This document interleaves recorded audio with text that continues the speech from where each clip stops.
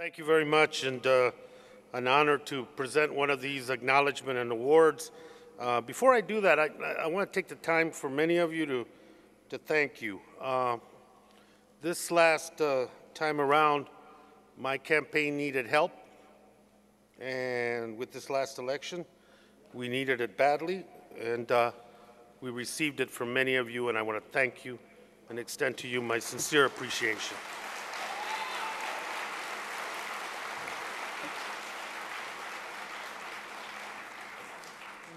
I don't know if we learned any lessons, but we did learn that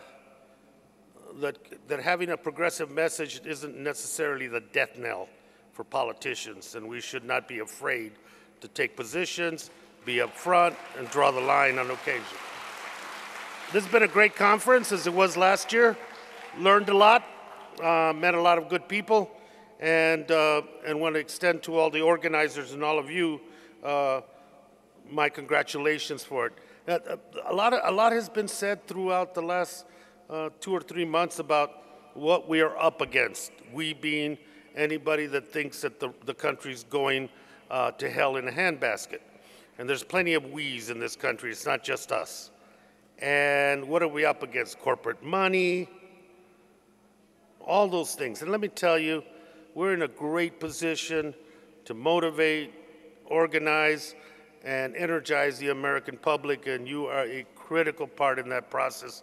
We're not in bad shape, we're in great shape. We should be optimistic, and we should be really ready for a really good fight, a fight that not only can we win, but we are going to win. So thank you for that. You know, immigration is a touchstone issue, and I'm glad for the awards and the theme today. An issue that touches at what is American, what our traditions are, our values, our rule of law.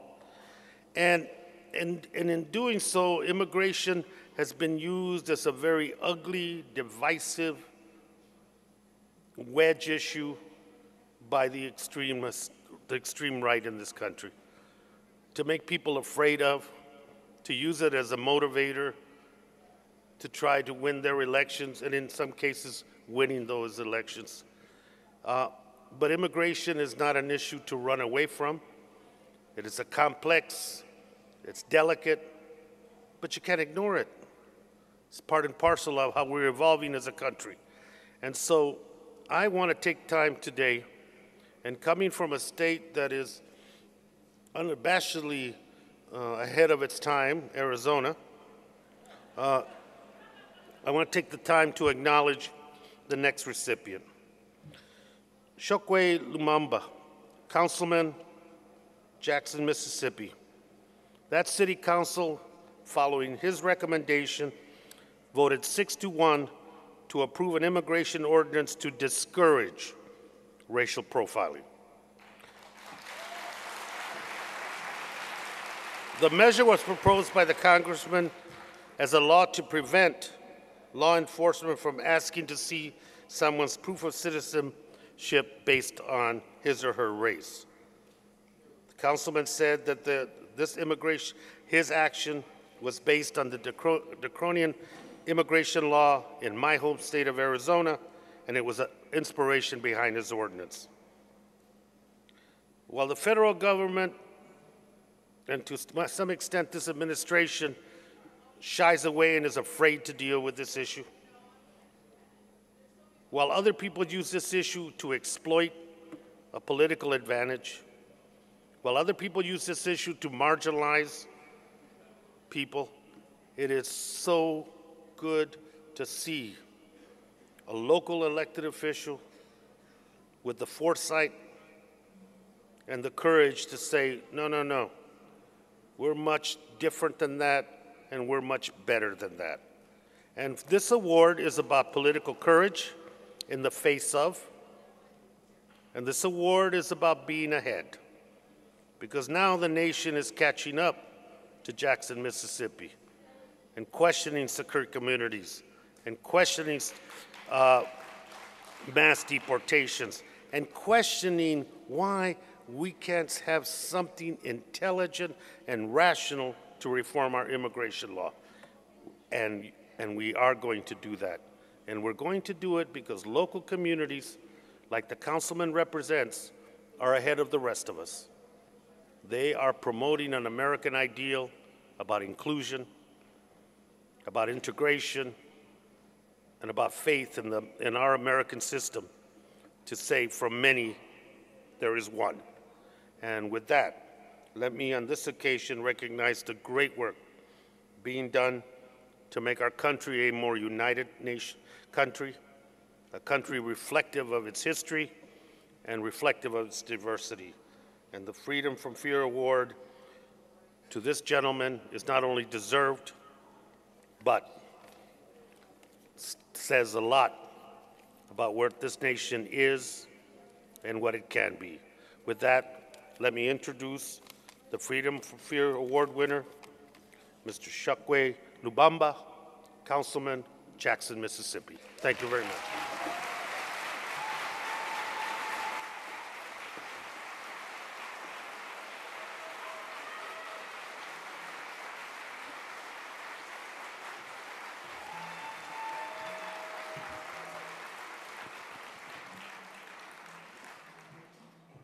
Good evening. On May the 19th of 2009, which happens to be the birthday of Malcolm X, I was elected to the City Council of Jackson, Mississippi. Jackson, Mississippi is a city which is predominantly black, in a county which is predominantly black, in a state which has a very infamous racial history. I was elected to the council seat, and immediately upon being elected, it became apparent to many of us, myself included,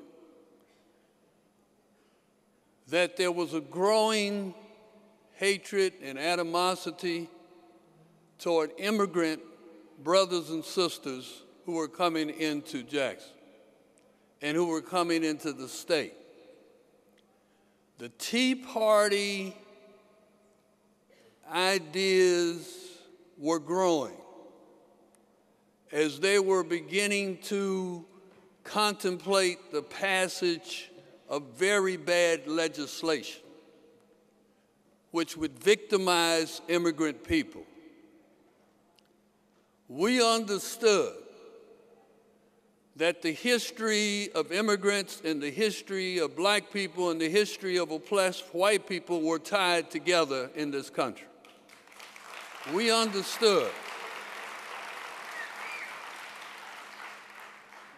We understood, just like we understood our history, that immigrant people largely were coming to and crossing borders called the United States of America because in their own countries, companies and corporations were taking over their economy, paying them pennies for hours worth of work.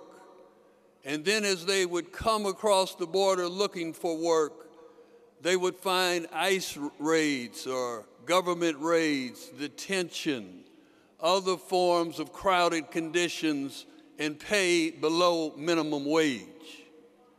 We also understood that these were our brothers and our sisters and our allies.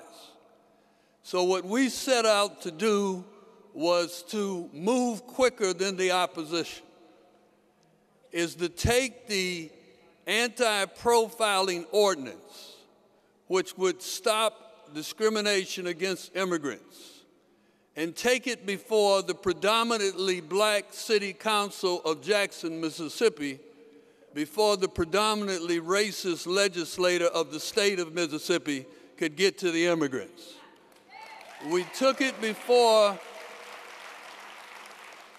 the City Council, and as little babies and children appeared before that City Council and talked about how the attacks on their mothers and their fathers had caused them fear and privation of family members and caused them hunger, and how they had wanted and were afraid. We saw these city council people shed some tears, and they overwhelmingly supported the anti-racial profiling ordinance.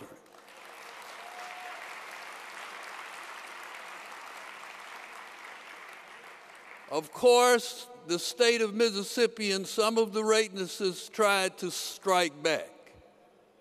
So they began to plan to pass many forms of legislation which were worse even than the Arizona legislation. But we did not quit.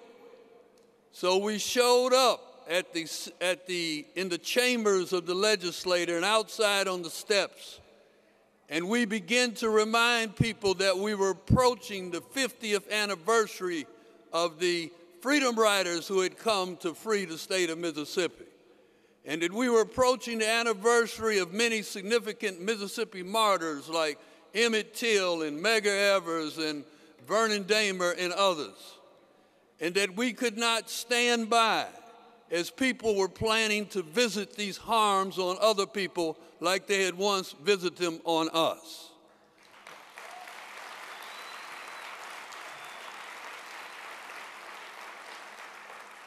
And the voices, both black voices and white voices of resistance, were raised in the state legislature of Mississippi, and they outmaneuvered the opposition. So in 2011, we were able to defeat all of the Arizona-type legislation in the state of Mississippi.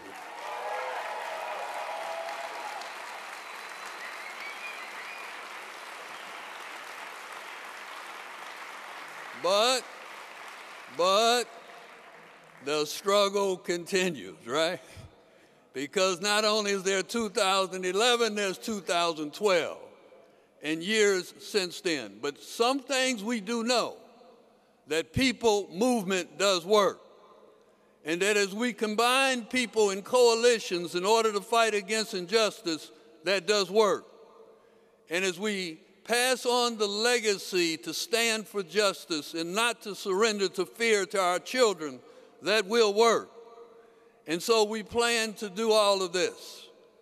In a closing comment, I want to say that I want to accept this award, this wonderful award, on behalf of all those allies who worked in Mississippi in order to prevent these ordinances and present this legislation like Arizona from being passed.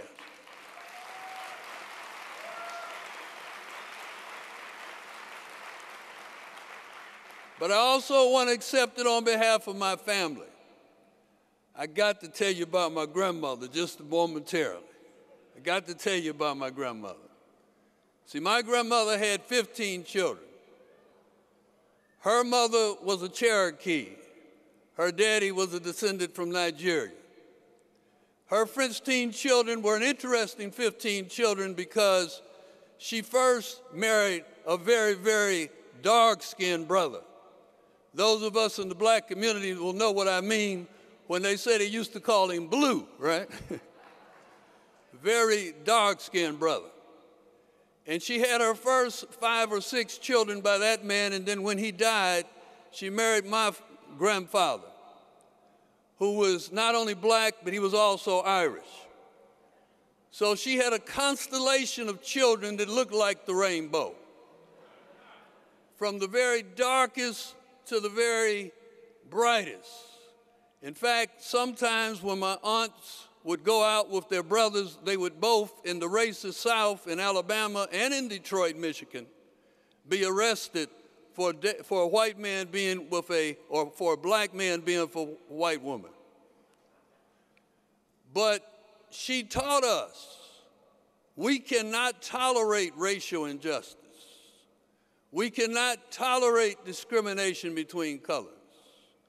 She made me the type of person that would step into the fight in Mississippi in 2009 and 2010.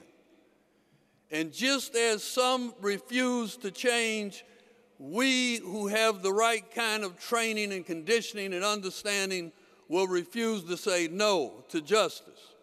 We must stand to justice, and we must never surrender to fear. that great brother, Martin Luther King Jr. also said this. He said that injustice anywhere is a threat to justice everywhere. And so understanding that we are all part of the same family, we will win in Mississippi as we will win everywhere else on the globe where immigrants or any other people are being abused. Thank you very much.